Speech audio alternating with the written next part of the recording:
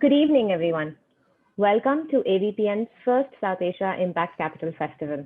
I'm Rasika Venkat, Policy Manager at AVPN, your MC for this session, and I am delighted to have you join us today. We're almost at the end of the final day of the Livelihood Week of the South Asia Impact Capital Festival. We will now get started on the Grandstand. The Grandstand is a platform for us to showcase the most impactful ideas on the ground, straight from the source. Be captivated by the stories of project leaders who will take you on a journey into the beating heart of practical social impact. In today's Grandstand, you will hear from sector leaders and influencers who have done definitive and transformative work in enhancing the livelihood opportunities of the communities they serve. Each presenter will be given 7 minutes. Let's get started with our first session. For our first presentation today, I would like to invite Srilakshmi Bellamkonda, Associate Director, Operations from Dr.Reddy's Foundation, to talk about skilling for livelihoods of the people with disabilities. Over to you, Srilakshmi. Thank you, Rasika. Good evening, everyone. Next slide, please. Today we'll be talking about the program for persons with disabilities, skilling initiative. In DRF, I head this program for persons with disability. Next slide, please. So we'll briefly talk about DRF. Next slide, please. Next slide, please. So DRF is a not-for-profit organization in its 25th year, working with children, youth, including persons with disability, women, and households across 20 states in India. Our strategy is to develop and test innovative solutions to address adaptive social problems and support scaling up of impact by leveraging the power of partnerships. Next slide, please. And we have impacted more than 8 lakh people till January 2021, which includes children, youth, PWD, and rural households in 18 states, presently working in 18 states. Next slide, please. So we'll talk about BWD program. Next slide. I think this is the old one. Anyway, so we have started this initiative for person with disability in 2010, and now till date we have impacted more than 20,000 livelihoods, 20,000 youth in last 10 years. We are in 11th year now, and we work with 8 disabilities. Physical disability, which includes dwarfism, speech and hearing impairment, which includes hard of hearing, also speech disability. We also work with people with vision impairment, which also includes low vision, people with low vision, and also multiple disability. Next slide, please. So our program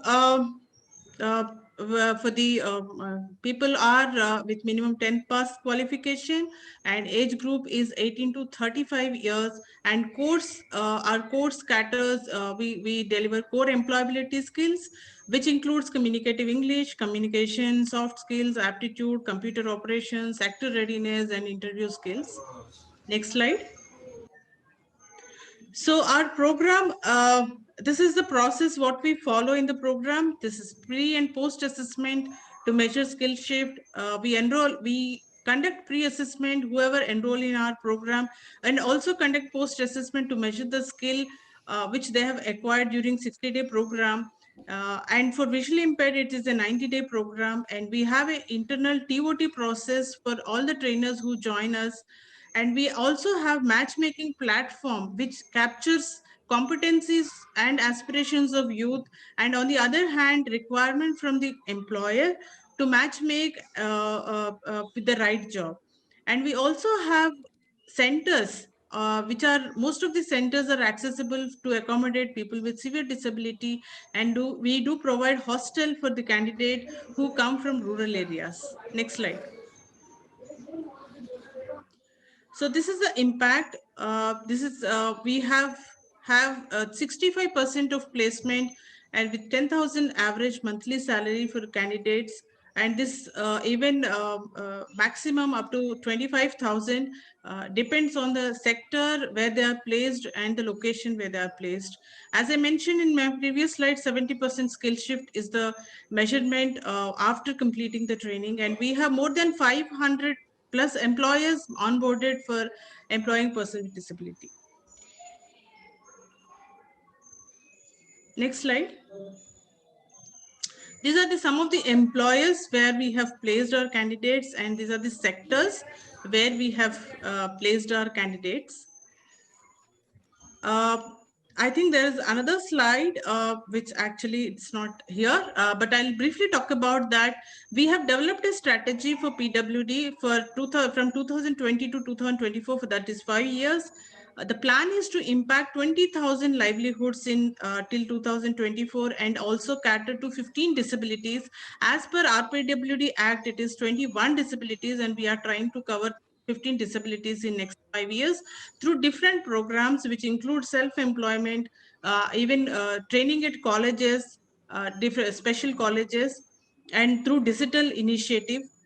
So we are trying to reach out to as many people as possible in 8 disabilities, and trained candidates, 20,000 candidates. And we also have a principle of including women, 30% of women in all our programs. So that is the plan going forward.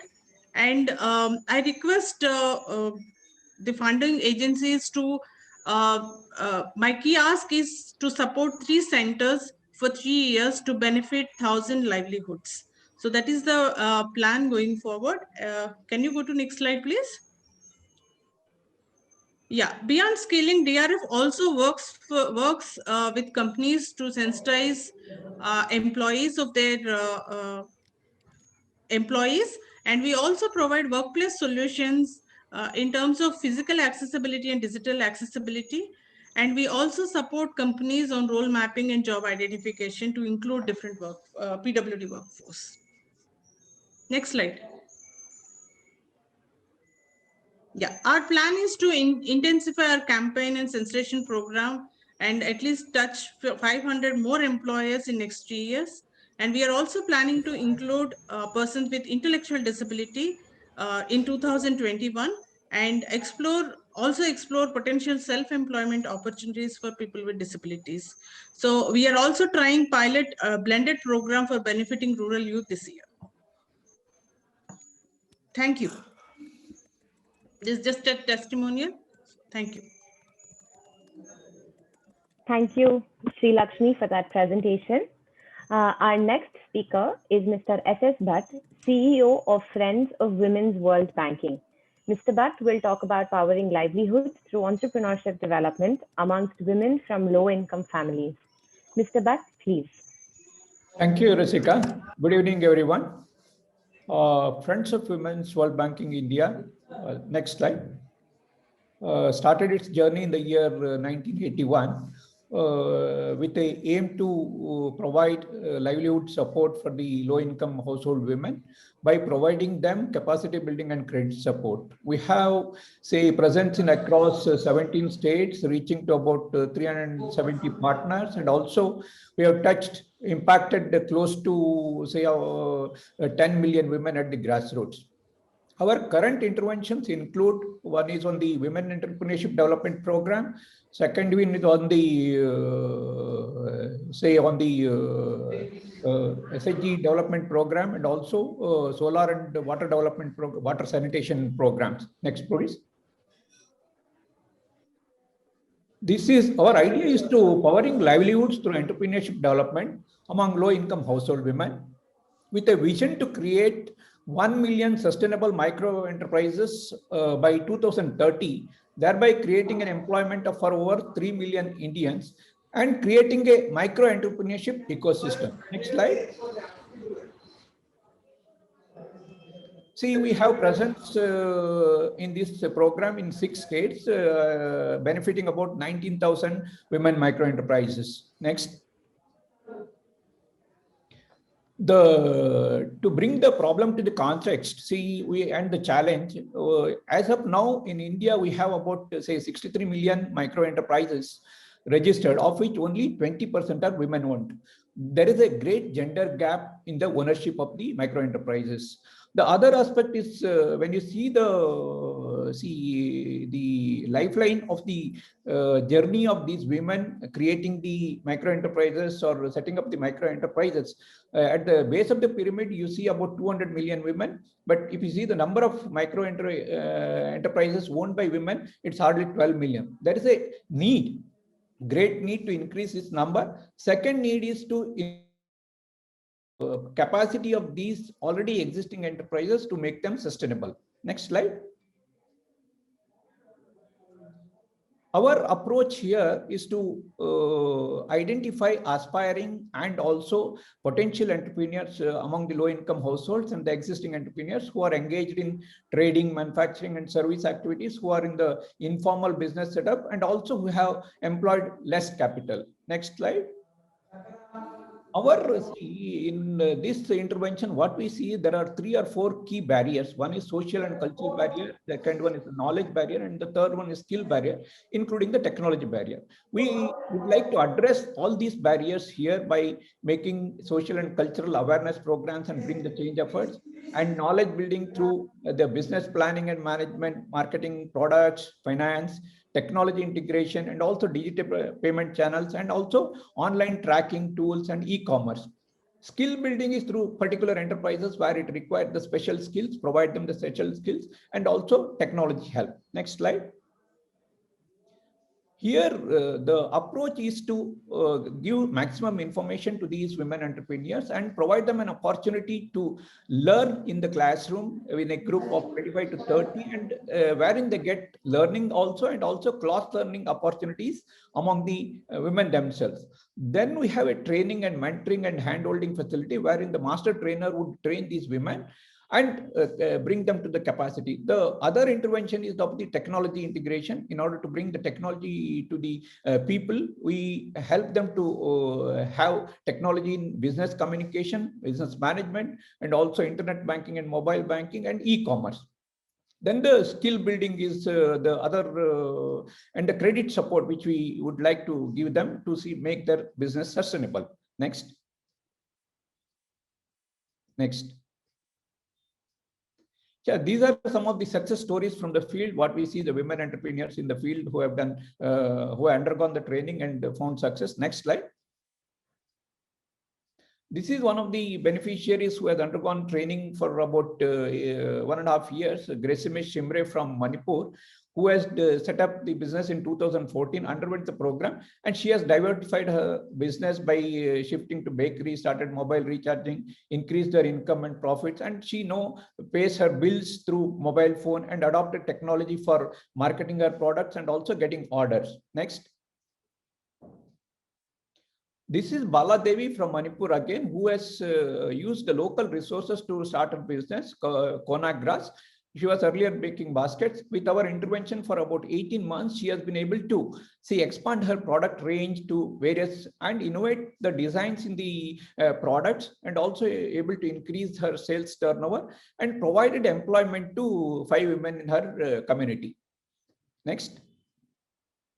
These are the next slide. Next. All these slides show the capacity of the women to run their enterprises depending on the need. During the COVID times, we have seen women diversifying to mask making, soap making, and also adopting digital literacy. Next. And here, our ask is here to ensure that we run this program for a longer period with strong enterprises, building the strong and better enterprises, and bringing more meaningful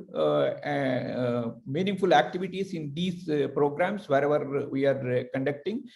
Both the blended finance we would in terms of debt capital and also grant capital. Thank you. We would like all of you to join the journey of FWWB in bringing a smile on the face of the women entrepreneurs. Thank you. Thank you, Mr. Bhat, for that inspiring presentation.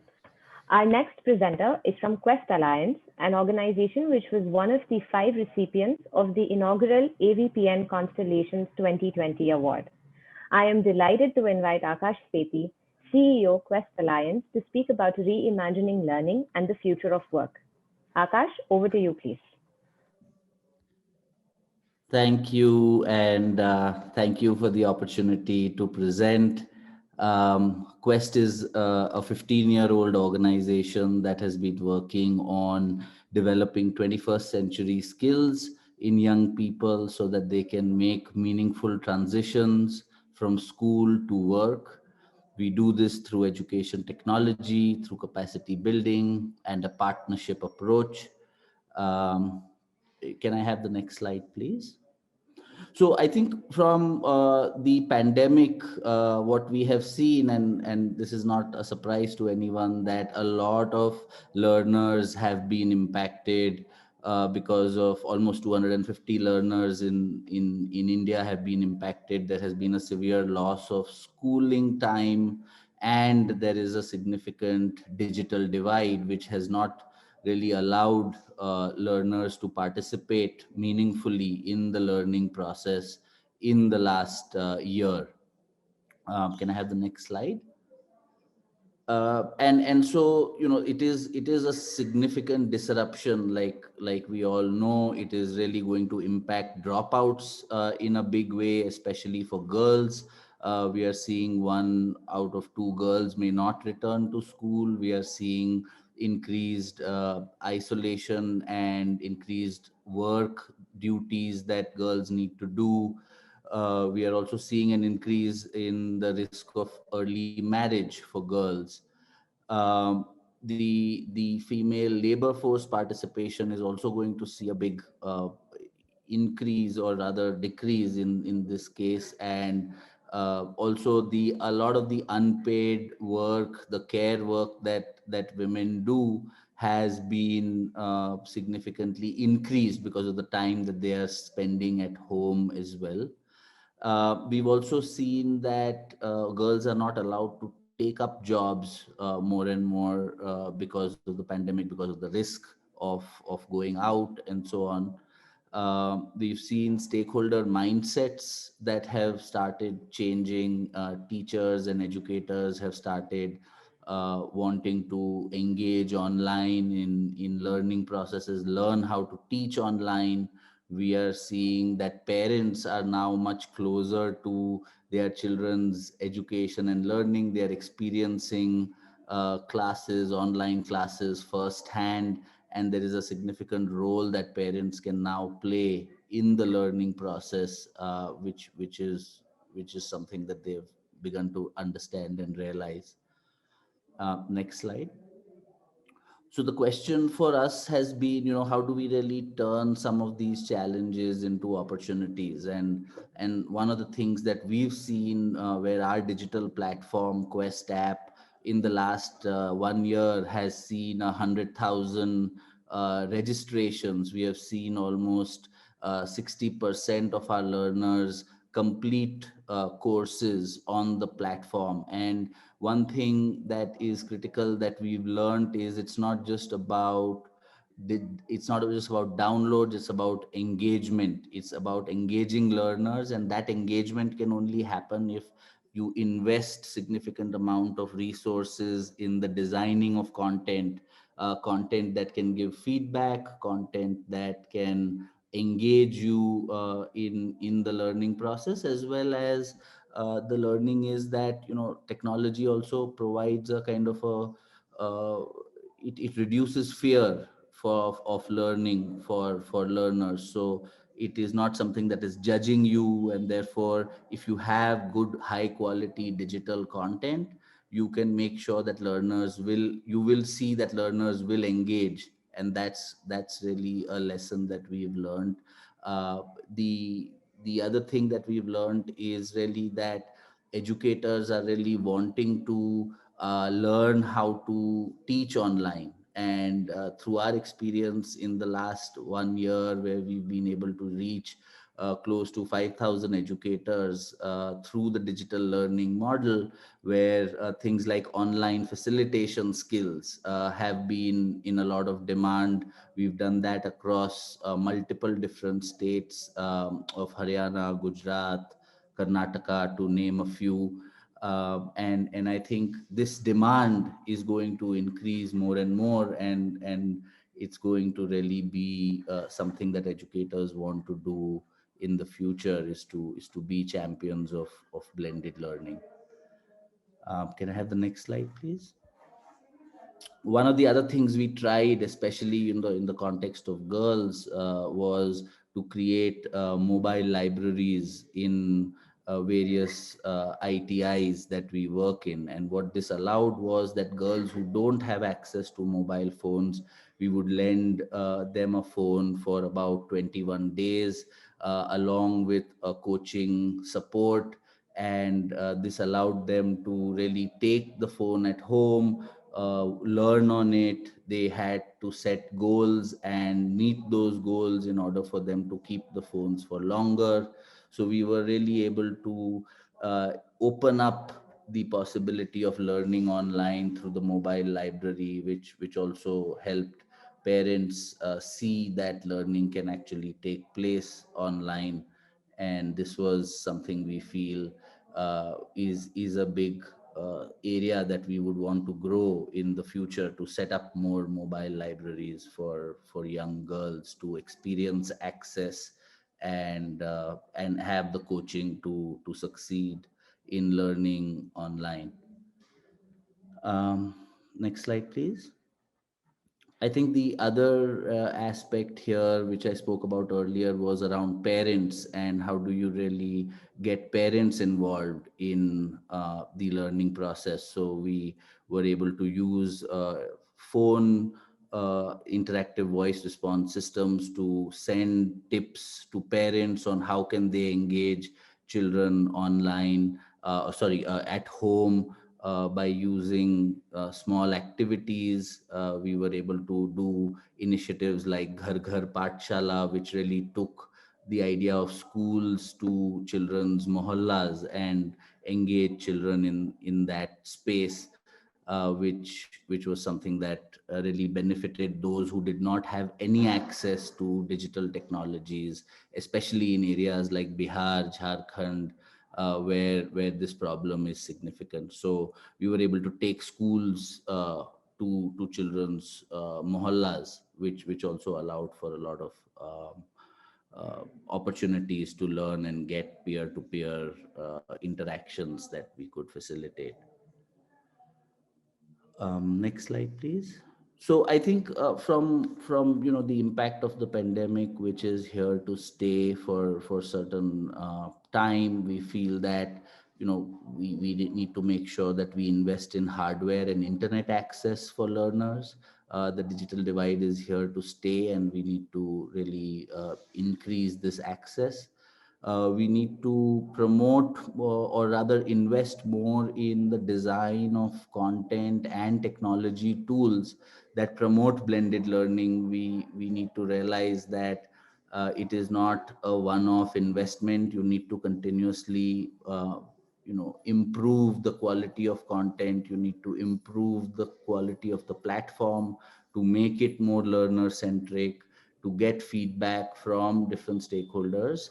And we need to highlight the whole aspect of the mobile phone and creating that access to phones. Hi, Akash. I'm sorry Yeah. to interrupt, but I'm going to request you to Yeah, wrap it up, it's please. done. Thank you. Yeah, I'm done. Thank That's you. it. Thank you. Thank you, Akash. Our next speaker for the Grandstand is Vikram Jain, Managing Director of FSG, who will talk about growing livelihood opportunities for women. Vikram, please. Good morning, afternoon, and or evening from wherever you're joining.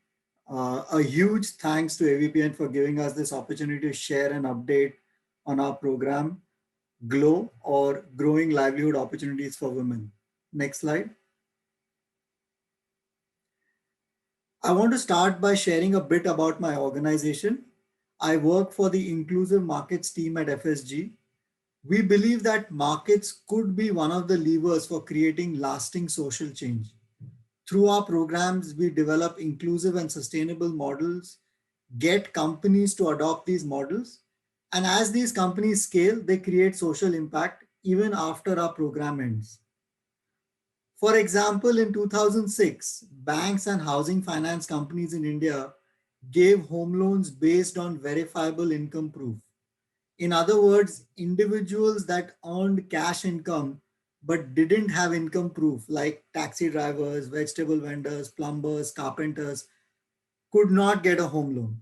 So we created a business model to credit assess such customers, got two companies to adopt the model and help them scale. Over time, more companies adopted these models, and by 2018, there were 22 housing finance companies that had lent over $4 billion to over 250,000 families. Even though we stopped our program in 2012, as we speak, a few families would have received their home loan approvals. We plan to use the same approach in our new program, GLOW. Next slide. Let me start by sharing some context about livelihoods in India. In the last 13 years, 45% of working women have dropped out of the workforce. The World Economic Forum's 2020 Gender Gap Report ranked India 149 out of 153 countries on women economic participation, below Saudi Arabia, Ethiopia, and Malawi. And this drop in women's participation is not due to rising education attainments, which can at best only explain 1/4 of the drop. Another misconception is that the drop might be due to rising incomes. In fact, if anything, women's participation slightly increases with increasing household income. One big reason for the drop is the loss of about 38 million jobs in agriculture that has disproportionately impacted women. Next slide. So why are women not joining the workforce? Women face barriers both on the demand side and supply side of jobs. For example, on demand side, family or societal norms restrict mobility, types of jobs they can take, financial assets that they have access to, or even the time that they can spend on their jobs. On the supply side, unconscious gender biases limit women's recruitment, earning, and promotions. All these barriers unfortunately act in unison, and hence they are difficult to overcome. Next slide. So what can be done? There are three approaches typically used to increase women's participation, each with their own benefits and challenges. The first is to skill women. Billions of dollars are invested in skilling programs in India, but the challenge is that skilling a lot of people that are chasing a few jobs leads to falling wages. The second is creating a conducive environment for self-employment. But the challenge here is that 90% of self-employed women earn less than 10,000, which is the minimum wages in some states. Also, sometimes uncertain wages from self-employment could become another reason why families discourage women to work. So we've decided to focus on creating suitable jobs for women. Next slide. GLOW aims to create large-scale employment for women by scaling 3 inclusive and sustainable business models. In addition, GLOW aims to increase women's participation in these 3 industries and improve gender parity in pay, promotion, and opportunities. We hope that eventually this creates 500,000 jobs for women. Next slide. GLOW has selected home health care, last mile delivery, and flexi staffing as the 3 industries as they offer a high potential for employment. Last mile delivery and flexi staffing already hire a lot of people, but women participation is low. In home health care, hires a lot of women to take care of patients after surgery or elderly with medical conditions. The industry has a huge potential due to increasing population of elderly, rising disposable incomes, and increasing nuclearization of families. But companies are not profitable or at scale. Next slide. So how can GLOW help these companies scale? As in the housing example, we plan to develop inclusive business models that address the barriers they face. One such barrier is high attrition, as women perceive this role as a job and not a career. We plan to work closely with our partners or private companies industry associations, and training providers to create career paths for women and thereby improve retention. Also note, we support our partners only by providing advisory services and not by any financial aid. Hopefully, as these barriers get addressed, the companies become more and more profitable or sustainable, and they expand to more cities, and in the process create more jobs for women. Next slide. GLOW is designed as a 6-year program with specific milestones. We are currently in year 1 of the program. Since we kicked off in May 2020, we have identified these 3 industries, developed inclusive business models for them, and signed up 4 partners or private companies to walk this journey with us. We also plan to interview over 5,000 women to understand their employment-related aspirations and challenges, which might help our partners in creating suitable jobs. Next slide. Next slide. We are part funded by SAICF and looking for additional funding. Please support in our mission to improve women's participation and gender parity in India. You can reach out to us at glow@fsg.org. That is GLOW@fsg.org. Thank you. Thank you, Vikram, for that presentation and for walking us through GLOW. Our final grandstand presentation for this week is by Arun Nalwadi, Executive Director, Sustainability and Partnerships from Magic Bus. He will talk about their work in restoring family incomes of the poor and ultra-poor households severely affected by the COVID-19 lockdown. Mr. Arun, please.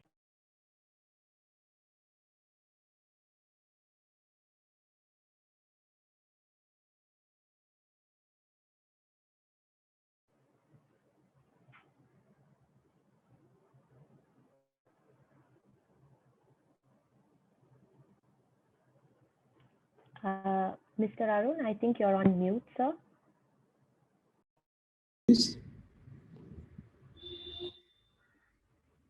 Can we have the next slide? Okay. Yeah. You not get the next slide? Hello, Rashika? Yeah. So Magic Bus is a non-profit. It's registered in India. It's an and today we are one of the largest non-profits. We have a presence all across India, and we are both in the adolescent, youth, and adult space. And we are in 22 districts, 22 states and 77 districts. And what is very important is we operate in all landscapes.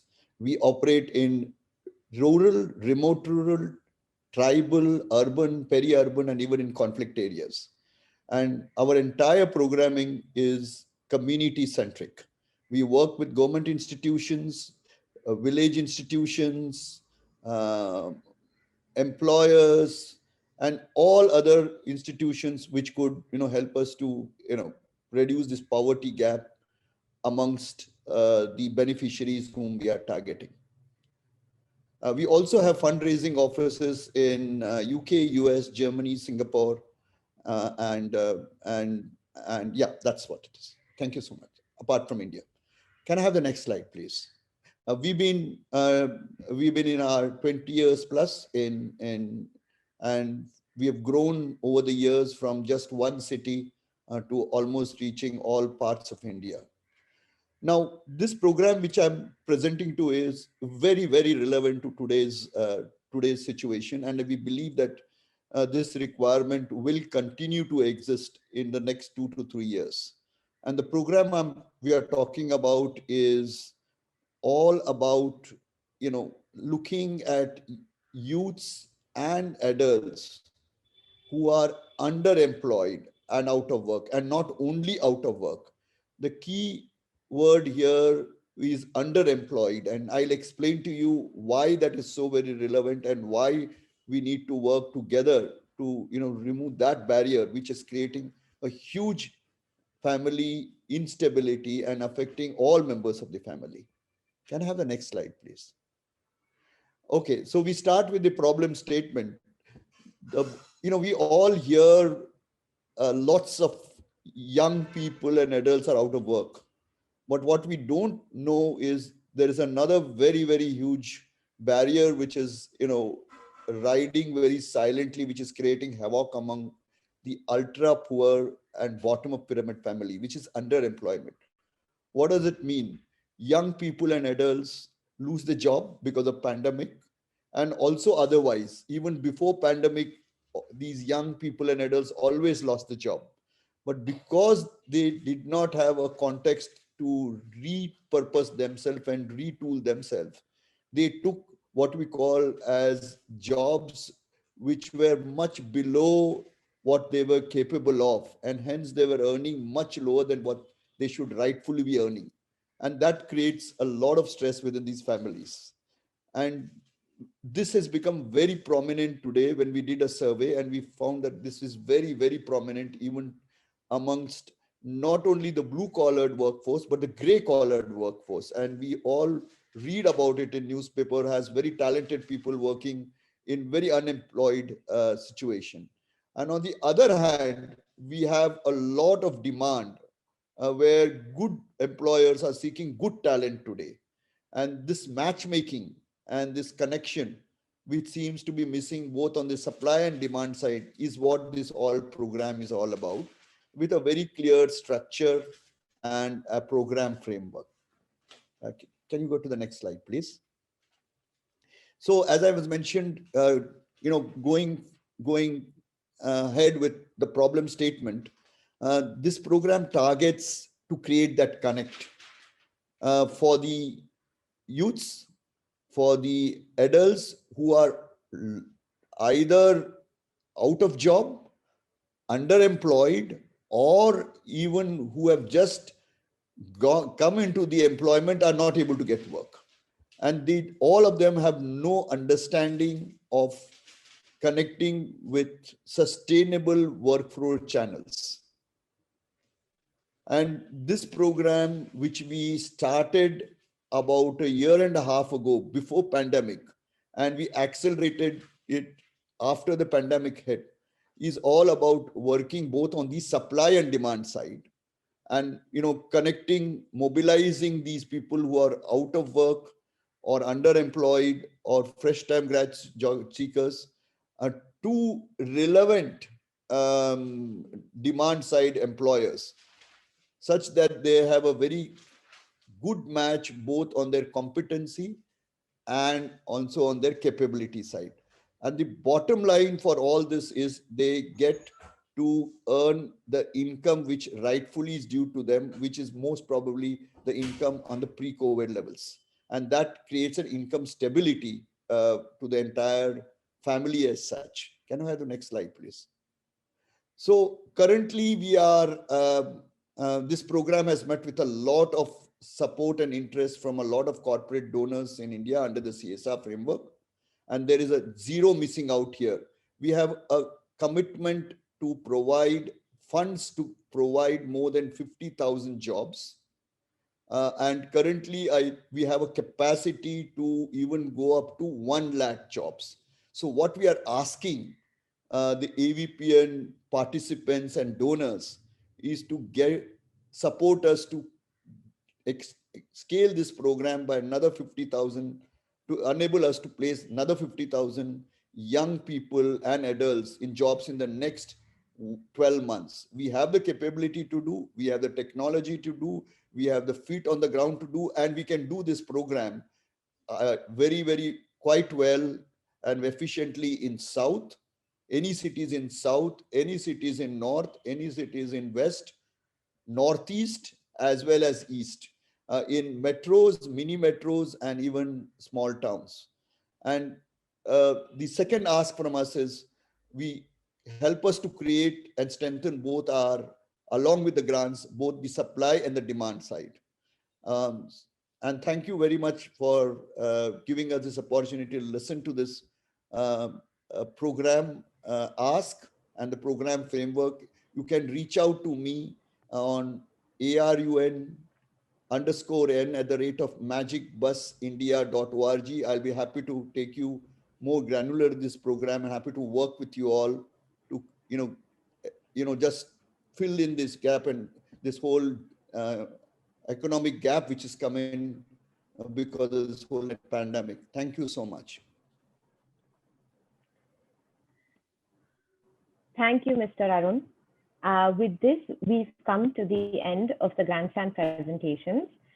The sessions over this week have been made possible with the kind support of our festival partners, Bill and Melinda Gates Foundation, Sesame Workshop India, the Rockefeller Foundation, COVID Action Collab, ZNB Advisory Services, the British Asian Trust, WPP India CSR Foundation, Catalyst Management Services, and Satwa.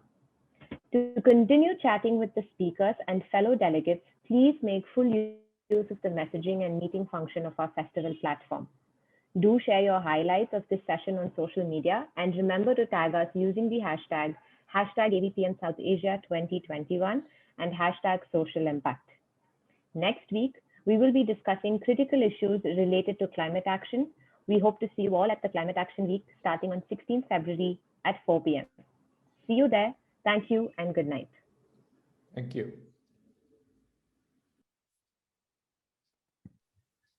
Thank you.